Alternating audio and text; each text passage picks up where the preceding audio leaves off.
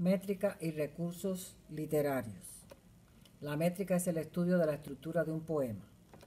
El verso es una oración sujeta a rima y medida. Los versos de arte menor son los versos de 8 sílabas o menos, bisílabos, trisílabos, tetrasílabos, pentasílabos, hexasílabos, heptasílabos, octosílabos. Los versos de arte mayor son de 9 sílabas o más, eniasílabos, decasílabos, endecasílabos, dodecasílabos, tridecasílabos, alejandrinos, que son los de 14, y también los hay de más. El número de sílabas se indica con números, pero para indicar las rimas se usan letras. Letras minúsculas para versos de arte menor y letras mayúsculas para versos de arte mayor. Para medir los versos es necesario tener en cuenta la sinalefa, la sinéresis, la diéresis y los hallatos. La sinalefa ocurre cuando la vocal situada al final de la palabra se une a la vocal del principio de la otra para formar una sola sílaba. La edad, la edad. La sinéresis ocurre cuando se trata de reducir las sílabas. Poesía, poesía. El hallato es contrario a la sinalefa, no se unen las vocales final y primera siempre que las circunstancias se den como una exigencia para conservar el conteo de sílabas o una sílaba gramatical se puede convertir en 2 sílabas. La diéresis es convertir un diptongo en 2 sílabas distintas como exigencia para obtener el conteo de sílabas necesarias. La rima es la repetición en 2 o más versos a partir de la vocal acentuada. Puede ser consonante o asonante. Rimas pareadas A, B, B, rimas cruzadas o alternas A, B, rimas abrazadas A, B, A, rimas interpoladas A, B, C, B, rimas encadenadas A, B, C, B, C, D, D. Rima consonante. Se repiten exactamente todos los sonidos a partir de la vocal acentuada, incluyendo las consonantes. Rima asonante. Se repiten solo las vocales a partir de la vocal acentuada. Los versos que no riman se dice que son versos sueltos, pero dentro de una métrica regular. Algunas veces se dan versos de casi rima. Versos sin rima son los que no riman con ningún otro verso de la composición. Verso blanco, cuando un poema tiene una métrica regular, pero ninguno de sus versos rima. Versos libres no riman, ni tienen una estructura clara, ni tienen una métrica regular. Tipos de poemas. Poemas estróficos como son los sonetos, las letrillas y la lira. El soneto es una combinación estrófica de 14 versos en decasílabos, 2 cuartetos y 2 tercetos. La silva es una composición de versos de 7 y 11 sílabas que alternan en diferentes formas. En Una tempestad y rima 53 son silvas. Los romances pueden ser épicos o heroicos y tienen un número indeterminado de estrofas. El poema de versos libres no exige estrofas, rimas o medida de versos, pero requiere musicalidad y un ritmo interno.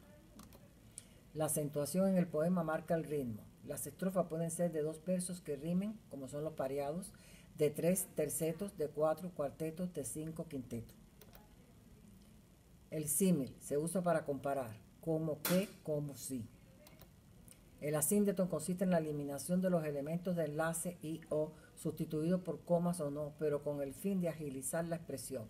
Por ejemplo, en tierra, en polvo, en humo, en nada. El polisíndeto consiste en el uso de los elementos de enlace y o, como por ejemplo, y lloro, y río, y canto. La enumeración o gradación es la exposición sucesiva y ordenada de forma creciente o decreciente. Por ejemplo, en tierra, en polvo, en humo, en nada. El viento mueve, esparce y desordena. Alusión es la mención de una persona o cosa sin nombrarlo o con pocas palabras. Por ejemplo, las pinturas negras de Goya. La alegoría es una metáfora extendida que ha guardado las huellas de los pies del gran Baco de la poesía de Roosevelt. Baco es el dios del vino, Dionisio, hijo de Júpiter de mitología griega. La metáfora es una figura retórica de pensamiento por el cual una realidad o concepto se expresa a través de otra realidad o concepto que guarda cierta relación o semejanza. Por ejemplo, las nubes de algodón, tus dientes son perlas. El símbolo es una mención de una realidad que establece una relación de correspondencia. La edad ligera, que es una personificación, pero también es un símbolo del paso del tiempo. La antítesis es una figura retórica que implica contraposición de ideas o palabras sin contradecirse. Cuando quiero llorar, no lloro y a veces lloro sin querer. El retruécano es un rejuego de palabras. Por ejemplo, de Sor Juana, o cuál es más de culpar, aunque cualquiera mal haga. la que peca por la paga o el que paga por pecar. La metonimia es una figura retórica en la que se designa una palabra por el nombre de otra para representar el todo por la parte o la parte por el todo. Es semejante a la metáfora. En el concierto retumbaron los metales. La Casa Blanca se pronunció al respecto. El tigre del norte. El oxímoron es complementar una palabra con otra que tiene significado contradictorio. Se contradicen. Por ejemplo, silencio ruidoso. El quiasmo es la repetición de ideas o frases intercaladas. No preguntes qué puede hacer tu país por ti, pregúntate qué puedes hacer tú por tu país. El polípote o polípteton es el uso de una palabra en diferentes formas en una frase.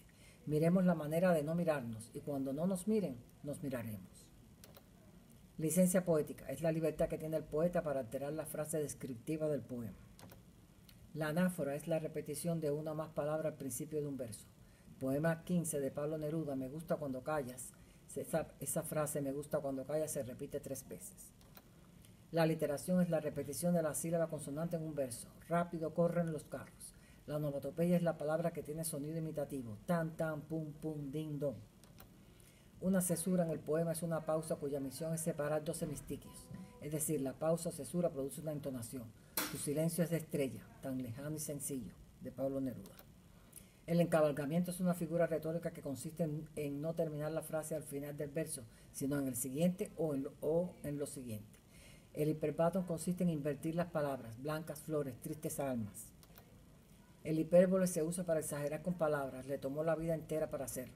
El epíteto es el adjetivo que le da calificativo al sustantivo en un verso para producir un efecto estético. Cálido sol, zarza espinosa.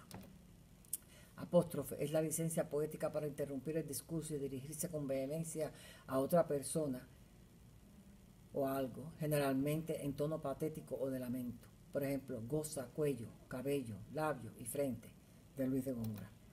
La personificación o presopopeya consiste en darle atributos humanos a animales o cosas. El gato orgulloso, la planta terca.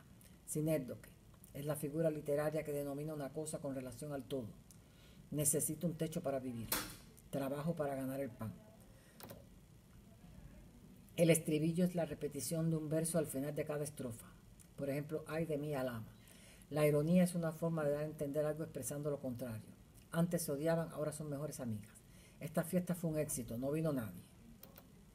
Eufemismo es una palabra suave que sustituye a otra que suena fuerte. Por ejemplo, no vidente para el ciego, conflicto armado para la guerra.